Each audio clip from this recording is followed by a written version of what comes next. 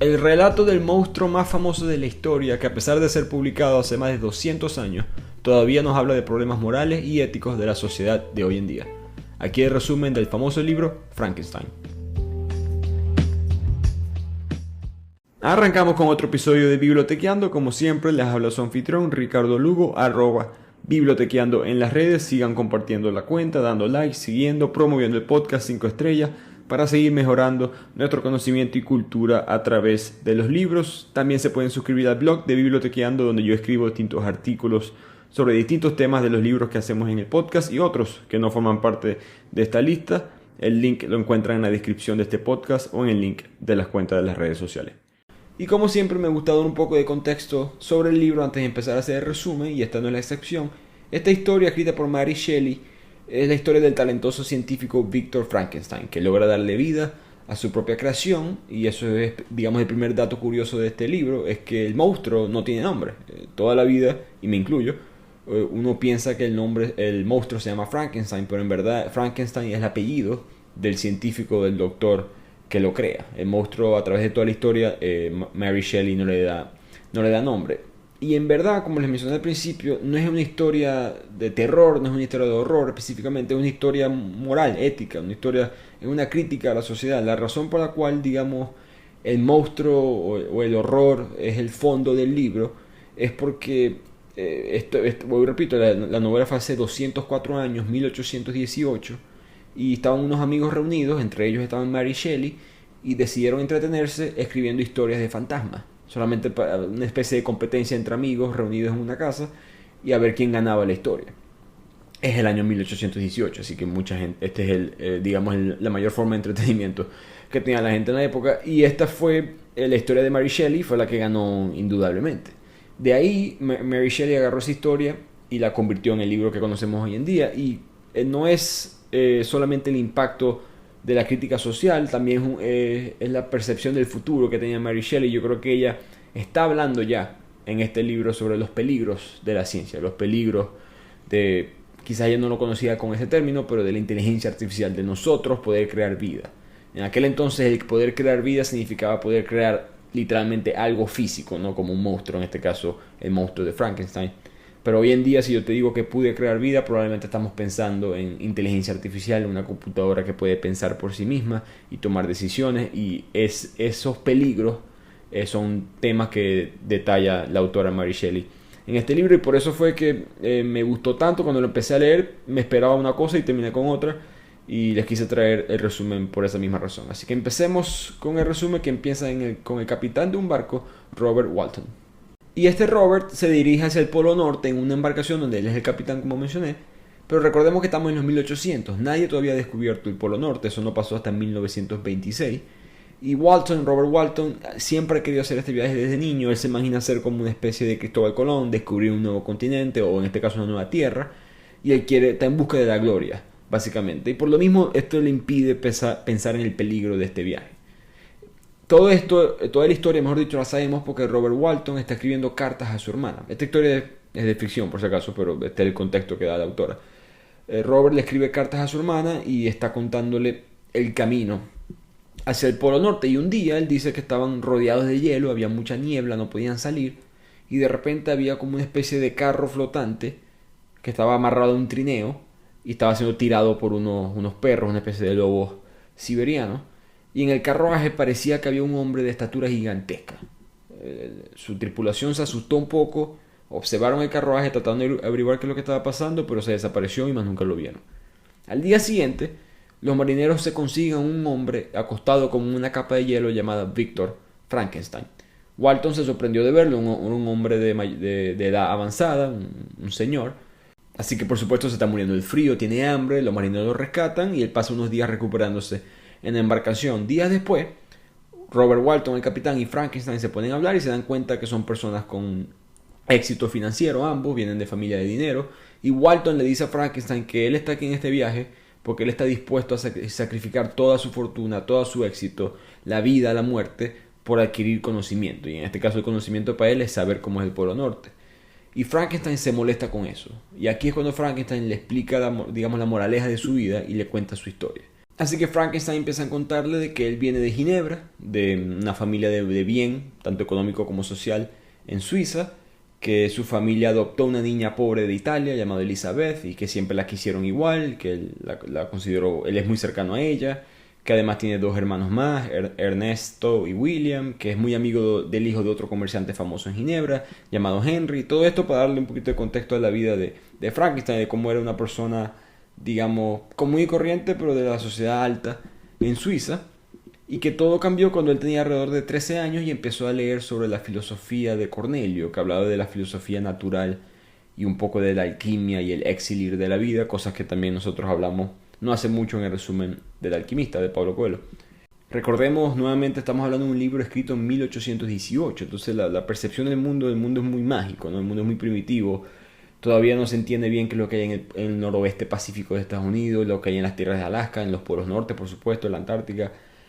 Todavía se cree en el dorado, en la fuente de la juventud, todas estas cosas, y el mundo se ve muy mágico. Y quizás para que entiendan qué tan atrás estamos en el mundo, México todavía como país no ha sido fundado, Brasil tampoco, Venezuela y Colombia apenas tienen 7, 8 años de ser fundados. Todo un mundo bastante arcaico, y Frankenstein cree en este tipo de cosas, a pesar de ser un científico, doctor y todo eso, todavía cree que es posible poder crear la vida.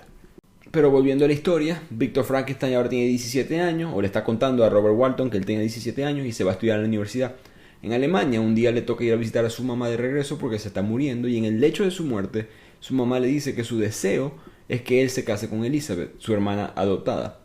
Bueno, repito, estamos hablando de un mundo de hace 200 años, esto era normal en la época, pero esto es algo, digamos, importante más adelante en la historia, así que no se le olvide esa parte.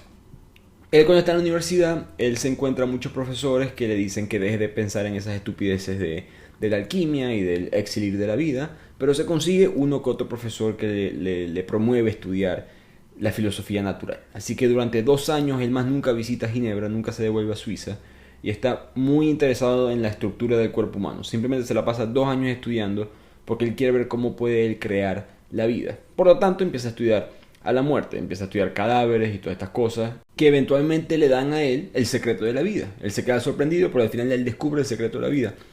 Cuando el capitán del barco, Robert Walton, le pregunta ¿cuál es el secreto? Y Robert básicamente está hablando desde el punto de vista de la audiencia, todo el mundo quiere saber cuál es el secreto también.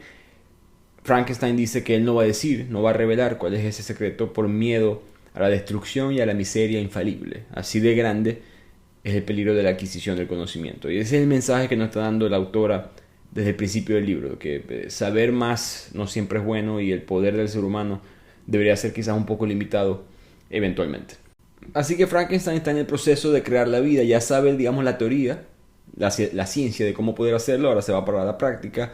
Él decide crear el monstruo de una estatura gigantesca para, digamos, su propio mismo ego. Él piensa que esta nueva especie, este nuevo ser vivo lo va a bendecir a él, lo va a admirar como su creador y fuente, de la misma manera que nosotros los seres humanos admiramos, distintas religiones admiran a su creador en teoría. Así que Frankenstein pasa todo el verano encerrado en su propio laboratorio, perdiéndose todos los encantos de afuera de la naturaleza, sin mirar el clima, sin mirar el cielo, no se comunica con su familia, sufre de fiebre, vive en un estado constante como de paranoia, siempre está nervioso, el típico científico loco de una película. Eso es lo que se pueden imaginar, digamos, el estado emocional de Frankenstein durante todos estos meses. Cuando completa su trabajo y se da cuenta de lo que ha creado, él se aterroriza y se siente disgustado, porque a Frankenstein, el monstruo, es muy feo. Básicamente su apariencia no es lo que él se imaginaba, resulta ser un monstruo demasiado feo para la vista. Esto le da a él como una especie de desilusión, porque él trabajó tan duro para poder crear algo que es tan feo, y Frankenstein huye a su dormitorio para poder lidiar con todo esto psicológicamente. Cuando se duerme, él sueña con el cadáver de su mamá, todas estas cosas, la paranoia, el estado mental en el cual está, no lo deja dormir, a lo que se despierta. Tiene el monstruo, casi digo Frankenstein, el monstruo lo tiene enfrente, en el pie de su cama. La criatura, el monstruo, como que le sonríe, le trata de hablar, pero Víctor Frankenstein se asusta y se va para el patio. Él duerme la noche afuera, él no quiere ver al monstruo, está totalmente, digamos, quebrado mentalmente. Y decide empezar a caminar por las calles porque le da miedo que la criatura lo esté persiguiendo o algo así. Cuando él está en las calles caminando del pueblo, él se consigue a Henry, el mismo amigo de sus amigos de la infancia. Y Henry es el primero que se da cuenta de todo el desgaste de este proyecto que había hecho Frankenstein. Él está súper flaco, está muy delgado, pálido, no se ve bien mentalmente. Y aquí este es, digamos, otro mensaje importante de Mary Shelley, de la autora, que no puedes solamente enfocarte en el trabajo, ¿no? Tienes que tener un balance en la vida, no puedes solamente enfocarte en un proyecto, tienes que también vivir la vida. Pues, no importa qué tan importante es el proyecto, no hay nada más importante que poder crear otra vida, ¿verdad? Y eso es lo que estaba haciendo Victor Frankenstein. Y ni eso valió la pena por todo el costo, tanto social como biológico, físico, por decirlo así, que se le cobró a Victor Frankenstein. Pero Frankenstein, a pesar de su locura, él no dice nada. Él entiende que él no puede decirle a la gente lo que le estaba haciendo. Pero sigue ansioso porque la criatura todavía está en su apartamento. Sabe que eventualmente alguien lo puede descubrir. Así que le pide a su amigo Henry que espera abajo mientras va a chequear el apartamento. A lo que entra se da cuenta de que la criatura ya no está. El monstruo se escapó. Y eso para él es, dentro de todo, como que buena noticia. Ya no tengo que lidiar con esto. Y ese monstruo se va a ir a caminar por ahí y por supuesto no va a saber cómo sobrevivir porque es nuevo en este mundo y se acabó todo. Pero él continúa siendo muy maníaco, muy excitable fácilmente con cualquier tipo de evento, y cae en una fiebre, cae en una enfermedad, y su amigo lo cuida hasta que eventualmente, meses después, él vuelve a recuperar su salud, para que tengan una idea del impacto mental y físico de este proceso. Hagamos una pequeña pausa y como que hagamos un mini resumen de dónde estamos por ahora en la historia para que no nos perdamos. Frankenstein, el monstruo, fue encerrado en ese cuarto mientras Victor estaba lidiando con el fracaso en su mente de su creación afuera. Él pasa unos días ahí, se encuentra con su amigo Henry. Cuando él vuelve, la criatura aparentemente fue desaparecida, y toda esta historia es contada entre Victor y Robert Walton, que están en el barco camino al Polo Norte. Así que, volviendo a la historia de Victor Frankenstein, él parece ahora recuperar su cordura. Ya superó la fiebre, su amigo lo ayudó, y él está viviendo una vida entre comillas normal, cuando de repente recibe una carta de su papá informándole que su hermano fue asesinado. El jueves anterior la familia no lo pudo encontrar a su hermano William, y su cuerpo fue descubierto en medio del pasto, y por lo que indicaban las heridas en el cuello, él aparentemente fue estrangulado. Así que Frankenstein, por supuesto, queda desconsolado, va a visitar a su familia de regreso en Ginebra por primera vez desde que empezó este proyecto. Han pasado varios años. En el camino pasa por Monte Bianco, o el Monte Blanco, quizás ustedes lo conocen, esas montañas, por Mont Blanc, la empresa de bolígrafos o de relojes y otros artículos de lujo. Este Monte Blanco iba pasando en tren, y de repente hay una tormenta, y en los rayos que van cayendo iluminan parte de un pico de una montaña, y ahí ve él al monstruo otra vez. Y aquí él se da cuenta que su hermano fue asesinado por el monstruo de Frankenstein, por su propio monstruo. La criatura desaparece, y Frankenstein sabe que no lo puede perseguir porque, además de hacerlo muy alto, Frankenstein creó su monstruo bastante veloz, ágil, fuerte, etc. Entonces él sabe que no hay necesidad de competir contra él. Pero se empieza a preguntar y a preocuparse de él mismo, porque dice: si mi hermano lo asesinaron, fue el primero, en verdad la primera persona que es asesinada. Quizás el monstruo ha estado matando gente como loco y yo no lo sé, y entonces yo he soltado el mundo a una especie de psicópata que va a traer miseria a la sociedad. O sea, por la mañana, cuando al fin llega a Ginebra, él decide nuevamente no revelar el secreto. Él no quiere que nadie sepa que él creó vida, no solamente por las implicaciones, sino que nadie le va a creer, ¿no? Él simplemente piensa que nadie va a poder pensar que él en verdad pudo lograr esto. A lo que entra a su casa por primera vez, Ernesto, su otro hermano, le indica que Justine, otra mujer del pueblo, está siendo acusada por el asesinato de William. Frankenstein sabe, o por lo menos insiste, en que ella es inocente. Cuando entra Elizabeth, que también está defendiendo a Justine porque eran amigas. Elizabeth, recordemos, es la hermana adoptada de Frankenstein, y que su mamá quería que se casaran. Frankenstein se da cuenta que ahora Elizabeth, años después, ahora es una mujer de verdad, por decirlo así, una mujer hermosa, ya desarrollada, y que le cambia un poco la perspectiva, y ese consejo loco que le dio su mamá antes de morir de repente empieza a convertirse en algo más plausible en su mente. Pero Frankenstein pone eso a un lado y trata de ver cómo rescatarle la vida a Justine, porque él no quiere que dos personas inocentes mueran por culpa de su propia creación.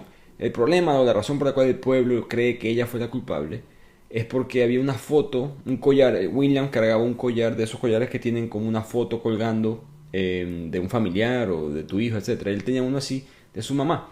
Y ese collar fue conseguido en el vestido de Justine. Ella no sabe cómo ese collar llegó ahí, pero ella tiene testigos de que ella no estaba en la casa de William, ni donde se consiguió el cuerpo en la noche del asesinato. Y varios testigos van a un juicio y hablan de eso bien sobre ella, dicen que ella nunca haría ese tipo de cosas, sin mencionar que ella no ni siquiera, digamos, físicamente capaz de estrangular a William. Elizabeth también se presenta en el tribunal diciendo que ella creció con Justine, que ella nunca tendría la motivación para cometer este crimen. Y la mañana siguiente, tristemente, Frankenstein regresa a la corte y descubre que Justine confesó y se declaró culpable.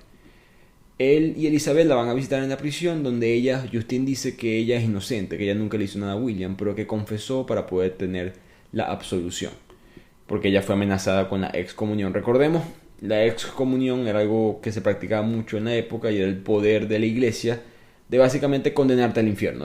Te podían eliminar de ser parte del grupo específico, en este caso el grupo religioso, pero es más que todo una condena espiritual, ¿no? Entonces ella, para evitar ir para el infierno, dijo: yo prefiero confesarme de algo que no hice y así poder ser perdonada por mis pecados. Y aquí el libro, como les mencioné al principio, empieza con sus problemas o preguntas morales, éticas de quién es el verdadero asesino. ¿Es el monstruo Frankenstein o es Frankenstein como tal? ¿Es Víctor o es la criatura? Porque si él no la crea, esto no estuviera pasando. Y por ahora sabemos que el monstruo ha matado a una persona y le causó la muerte inocente a otra, Justine. Pero además le ha causado mucho dolor a la familia. Y Víctor no puede decir esto, ¿no? Él no puede estar contando a la gente que él creó este monstruo por las razones que ya mencionamos antes. Entonces él se abstiene, como que se encierra dentro de él mismo y empieza a tener pensamientos un poco suicidas. Está furioso con la criatura, pero al mismo tiempo furioso con él mismo. This episode is brought to you by Amazon Business. How can you free up your team from time-consuming office tasks?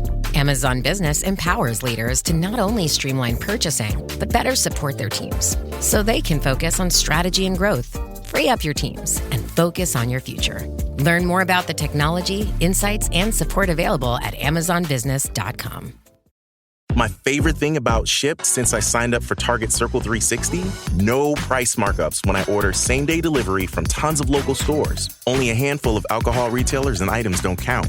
I won't lie, I've had too much fun being like, markups on groceries? Not in my fridge. Markups on pet food? Not from my DOG. Markups on tools, electronics, home goods, meds? Not in my house. Anyway, it's awesome. Order now at shipt.com/360. Terms apply. Así que Frankenstein está debatiendo todas estas cosas internamente y decide caminar por la montaña, por el valle, y de repente se le acerca una figura sobrehumana y es la criatura que se le pone enfrente. Frankenstein piensa que van a pelear una batalla a muerte, que lo vienen a matar, pero eso no es lo que pasa. La criatura quiere hablar con él. Cuando la criatura quiere hablar, Frankenstein como que se desahoga y lo odia, le dice que cómo pudiste haber matado a mi hermano y ahora Justine está a punto de morir por culpa tuya también, todas estas cosas.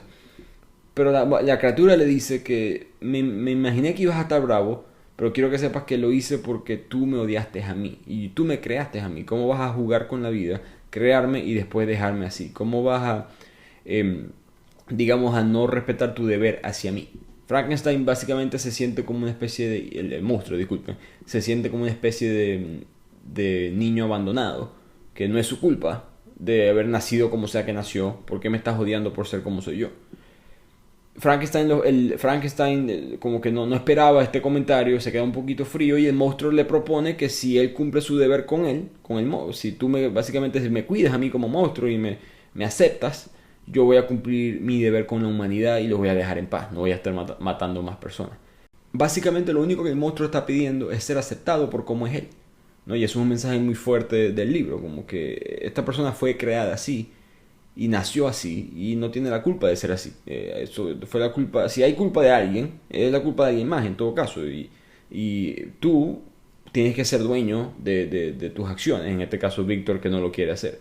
Y la criatura, buscando poder convencer a Frankenstein, a Víctor, dice: déjame contarte mi historia. Recordemos que cuando el monstruo fue creado, el monstruo no tenía capacidad para hablar, no podía hacer todas estas cosas que estaba haciendo ahorita con Víctor. Entonces, obviamente, cosas pasaron estos años que lo convirtieron al monstruo en una especie de superhumano.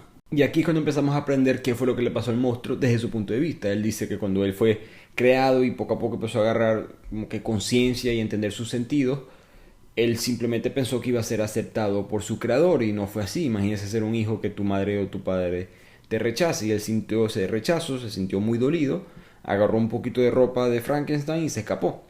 Y con lo que se escapó, él empezó a vivir en el bosque, tratar de aprender un poco sobre la vida, y cada vez que llegaba a un pueblo la gente le tiraba piedra, la gente lo trataba mal, todo por su apariencia. Nunca trataban de escucharlo, nunca trataron de ayudarlo, simplemente lo rechazaron por cómo él aparentaba.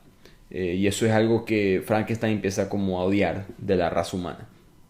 Pero poco a poco él empieza, digamos, como que a alejarse de los pueblos y consigue una pequeña choza donde viven unos jóvenes con un señor, un anciano, una especie de abuelo, por decirlo así. Y esa familia vivía muy feliz, estaban tocando música, se hablaban entre ellos, trabajaban, vivían sin muchos excesos. Era una manera muy, una vida muy placentera, había algo muy intuitivo de que le decía al monstruo, esto está bien, ¿no? Esto es algo que puedes admirar, estos son personas que a lo mejor te pueden aceptar. Entonces Frankenstein, el monstruo de Frankenstein, hasta a mí me cuesta a veces acordarme que no se llama Frankenstein. El monstruo empieza como a admirarlo y a decidir no contactarlo. Él dice, yo pudiera acercarme, pero ya como me han tratado muy mal en otros pueblos, creo que poco a poco debo aprender más sobre estas personas y después acercármeles de cierta manera. Y todo esto, por supuesto, es una crítica de Mary Shelley, de la autora, hacia la sociedad, de cómo tratamos a las personas solamente por cómo aparentan y no en verdad por lo que son. Pero el monstruo, la criatura, sigue con su cuento y dice que un día se dio cuenta que el anciano era ciego, y poco a poco se dio cuenta de que a pesar que la familia parecía feliz, había algo como de tristeza o de frustración en ellos, y se da cuenta que es que son pobres, de que no son una familia de bien, que son una familia que está tratando de simplemente poder sobrevivir. Entonces el monstruo se conmueve mucho con esta historia y empieza a sacrificarse. Él de hecho le estaba robando un poquito de comida a esta choza, porque necesitaba alimentarse también, y él pensó que la familia era una familia normal. A lo que se da cuenta que son pobres, él empieza a trabajar para ellos y no les roba más comida. Él empieza a cortar leña, a buscarle animales, a buscarle alimentos, y se la dejaba a todos afuera de la choza. Y la familia no sabía, eran anonimato. Ellos simplemente pensaban que había un extraño, alguna especie de milagro que estaba sucediendo todos los días. Pero todo esto Frankenstein lo hace para poco a poco llegar al punto en el cual él se puede introducir, o presentarse, mejor dicho, a esta familia. Así que poco a poco la criatura empieza a recuperar la fe en la humanidad y empieza a aprender que el joven se llama Félix, la niña se llama Ágata, y un día llega una mujer árabe muy hermosa llamada Safi. Y aquí, en la conversación entre ellos tres y el anciano, la criatura finalmente aprende la historia de estos campesinos.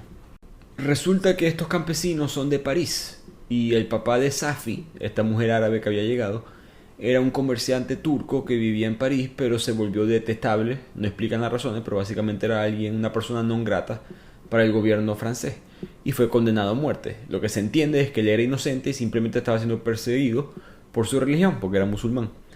Félix, que es el joven que está en esta cabaña, en esta choza, asistió a ese juicio del turco y él se indignó mucho por la injusticia. Él se dio cuenta que esta persona era inocente y él se coló en la prisión para poder prometer liberarlo.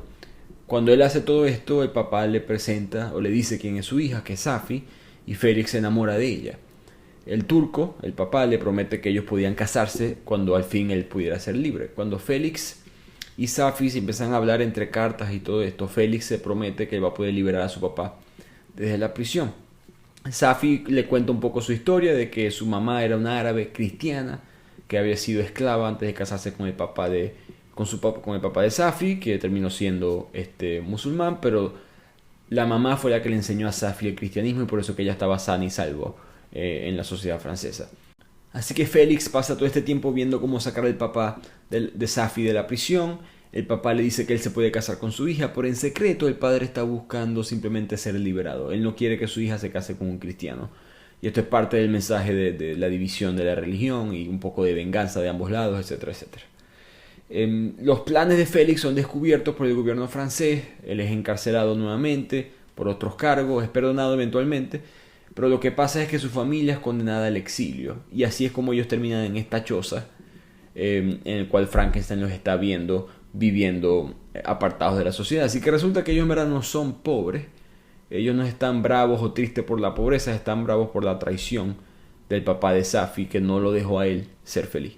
Y el monstruo se siente conectado con esta familia, porque él también fue traicionado. Él se siente traicionado, despreciado por su creador. Entonces él, nuevamente, él se siente rejuvenecido en el aspecto de que vuelve a creer en la bondad humana, cosa que él no tenía antes. Y mientras todo esto está pasando, recordemos que esta choza está en unos pueblitos fuera de Ginebra, fuera del lugar donde vivía Frankenstein. Él de repente ve un niño corriendo hacia él. Y él, ahorita en este momento de su vida, el monstruo piensa que hay esperanza de que este niño no va a tener prejuicios, que no va a tener ningún tipo de... La sociedad todavía no le ha lavado el cerebro y va a pensar que yo soy una mala persona. Pero por supuesto, eso no pasó así. El niño gritó de miedo la primera vez que vio al monstruo y la criatura lo mata por frustración en todo lo que había pasado. Y por supuesto ese niño termina siendo William, el hermano de Victor Frankenstein. Así que esta es la historia de cómo el monstruo terminó matando al hermano de Frankenstein. Nunca fue su intención, pero al matarlo, el monstruo sintió una especie de poder. Como que se dio cuenta que su enemigo no es invulnerable, tiene debilidades también.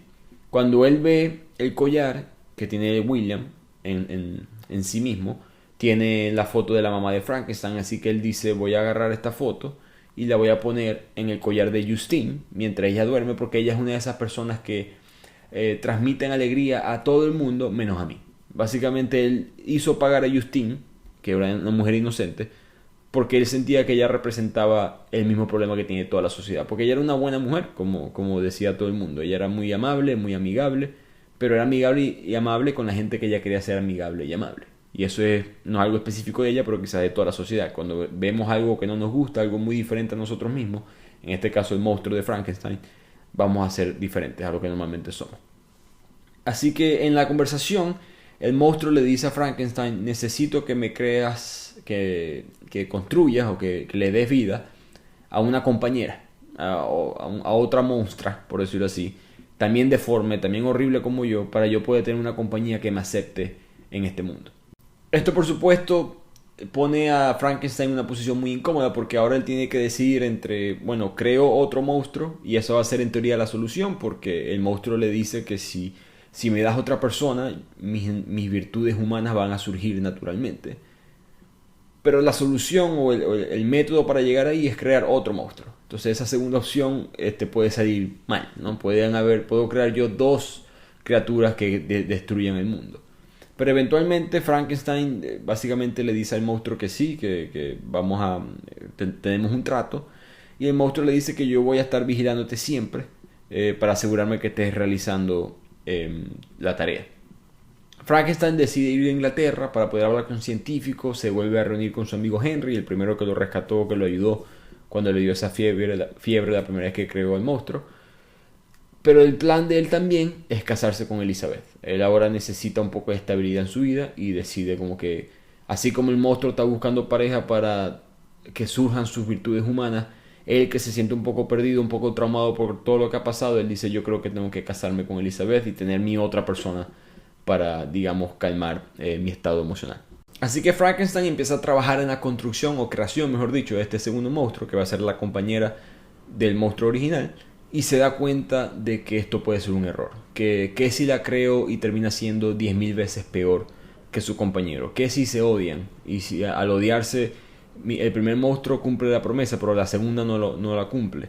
Que si se procrean y crean una nueva especie de puros demonios en este mundo. Yo no tengo el derecho a ser Dios, ¿no? Aquí se da cuenta él mismo de su error original.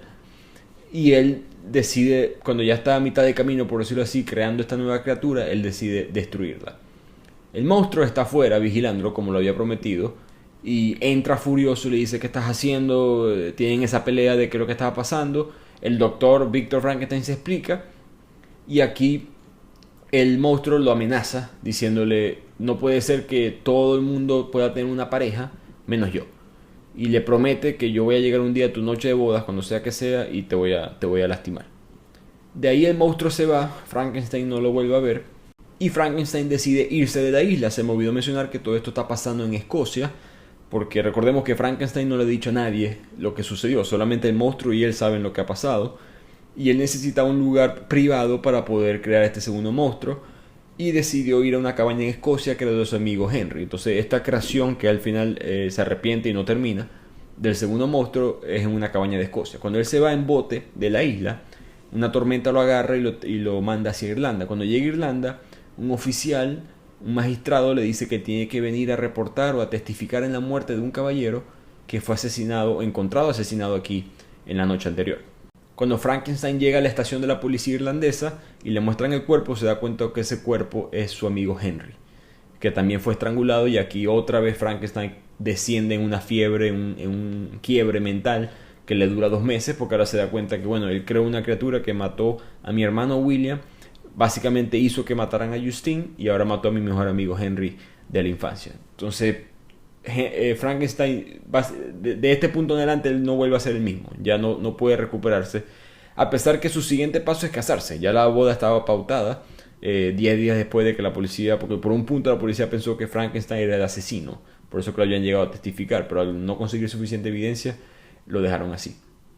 Cuando él está ya en el día de la boda, él se siente asustado porque siente que el monstruo va a llegar a vengarse, que lo pueden matar a él, y está, en vez de ser el día más feliz de su vida como debería de ser, está en un estado constante de paranoia. Y en este estado mental es que él está tratando de proteger la casa, tratando de que no le pase nada malo a él, cuando de repente escucha un ruido en su cuarto, y a lo que llega se da cuenta que Elizabeth, su mujer, también fue estrangulada por el monstruo.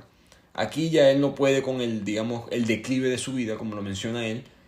Va hacia un juez del pueblo y le explica qué fue lo que pasó, y el juez le dice que se volvió loco, que eso nunca pasaría, no le cree la historia básicamente. Y aquí Frankenstein dice: yo tengo que destruir a esta criatura yo mismo. Yo lo creé, lo que yo empecé tengo que terminarlo. Él obtiene un trineo que es tirado por perros y empieza a acercarse a la criatura, porque recordemos, está en el norte de Europa, está en el invierno, y la criatura empieza a correr a distancias bastante sobrehumanas, pero los perros lo van alcanzando poco a poco. Pero en una de esas el hielo se quiebra y él queda flotando en ese carrito en el mar, camino hacia el Polo Norte, donde Walton lo consigue. Y ahí se acaba la historia de Frankenstein. Frankenstein le pide a Robert Walton, el capitán de este barco, que por favor, si yo no sobrevivo esto, si yo muero, o si tú puedes conseguir a esa criatura más adelante, que por favor recuerdes a mis seres queridos y por favor la mates. Así que la historia aquí se pasa al barco y Robert Walton le sigue contando a su hermana todo lo que Frankenstein le ha contado. Él dice que no duda de que la historia es verdad, pero está preocupado por la tripulación, que hay mucha gente que se está enfermando, hay mucha gente que pareciera que se fuera a morir, porque recordemos al principio de la historia, él consigue a Frankenstein flotando en medio de todo este hielo, porque él está encerrado con neblina y hielo, ¿no? Y Frankenstein de hecho le dice a Robert Walton que por favor deja la ambición, devuélvete, ¿no? Como que sobrevive y trata de volver a tu vida normal, porque ya Frankenstein sabe que la gloria personal no vale la pena. Mientras todo esto está pasando, Frankenstein pierde mucho su salud. Recordemos que ya él venía con muchas enfermedades, tanto físicas como mentales, por el desgaste, por todo lo que le había pasado, y además toda esta situación de haber estado muy cerca del Polo Norte, en medio del frío y sin comida.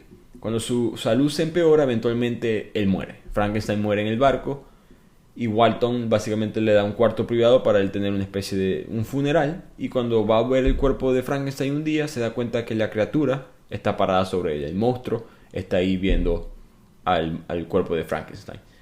Walton se pone a hablar con el monstruo, aprendiendo de la historia. Se da cuenta que no debe juzgar al monstruo por muy feo que sea. Se pone a hablar con él y el monstruo le dice que él expresa un poco de remordimiento, que él vino básicamente a pedirle perdón a Frankenstein. Walton lo regaña por decirle que no escuchaste tu conciencia, tú sabías que estás haciendo cosas malas, porque lastimaste a las personas que Frankenstein quería, etc. Y el monstruo dice que simplemente le molestaba que su creador tuviera felicidad mientras que él mismo era miserable, ¿no? Que ese era digamos, el debate interno que tenía el monstruo. Que además de la compasión humana, el crimen ya lo lleva a un nivel más abajo, que él ahora entiende eso, que él, por mucho que criticaba a la sociedad, de todas las cosas malas que hacían, de cómo lo trataban a él por su apariencia, el haber cometido esos crímenes lo coloca mucho más por debajo de la sociedad que él considera supuestamente inferior. Y esto es un mensaje muy fuerte del libro, ¿no? De cómo, por muy mal que actuemos, por muy quizás el ejemplo aquí sería clasista, racista, etcétera, que podemos ser, nunca debemos caer en este camino de la violencia, que es el mensaje que nos da la autora Mary Shelley. Por ende, el monstruo afirma que él se odia a él mismo más que nadie, que le dice a Walton, el capitán del barco, a Robert: no te preocupes por odiarme, que ya yo me odio más. De hecho, yo vine para acá solamente a ir al punto más norte de la Tierra, que es el Polo Norte, y me voy a suicidar. Y con esos pensamientos, el monstruo se va de la nave y se va en medio de la neblina hacia la oscuridad. Y ahí se acaba el libro.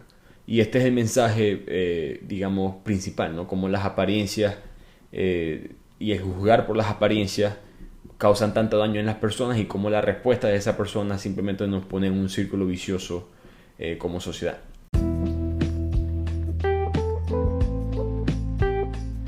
Y con eso llegamos al final de este resumen. Yo creo que para mí esos son los tres principales mensajes que nos trae este libro. Primero, el no juzgar a las personas, por supuesto, simplemente juzgarlos por lo que son, no por lo que parecen. El segundo, como mencionamos al principio, el peligro de la inteligencia artificial, el peligro de ampliar los límites de la ciencia. Mary Shelley, por supuesto, hace 204 años no pensó en inteligencia artificial, pero estamos hablando básicamente de lo mismo: crear vida, jugar el papel de Dios y entender bien las ramificaciones de ese descubrimiento. En otros resúmenes que hemos hecho, el libro Antifrágil, por ejemplo, de Nassim Taleb, él habla de esto. Homo Deus, Sapiens, también habla del mismo problema. En la misma sociedad, en entretenimiento, vemos series como Black Mirror, que habla de los efectos negativos de los avances tecnológicos. Creo que esto es algo muy real y para mí, por lo menos personalmente, admiro muchísimo a la autora Mary Shelley en cómo pudo pensar en esos problemas hace ya 200 años. Al mismo tiempo, el tercer mensaje es la pregunta de quién es el verdadero monstruo, ¿no? ¿Fue Frankenstein o fue quien lo creó? ¿O fue la sociedad que lo creó? ¿El monstruo al momento de ser creado era un monstruo? ¿Sí o no? ¿O fue la sociedad que con su trato hacia ese monstruo creó un monstruo? Y creo que por muy quizás repetido que son estos mensajes, es muy interesante ver cómo una historia tan popular como Frankenstein toca todos estos temas morales y éticos de una manera bastante entretenida para mí. Así que es un libro bastante recomendado. Obviamente ya se sabe en el final, pero si lo quieren leer, aún así se lo recomiendo. Es bastante largo el libro, hay bastantes detalles que no mencioné por cuestiones de tiempo. Así que espero que lo hayan disfrutado y nos vemos la próxima semana en el podcast de Bibliotequeando.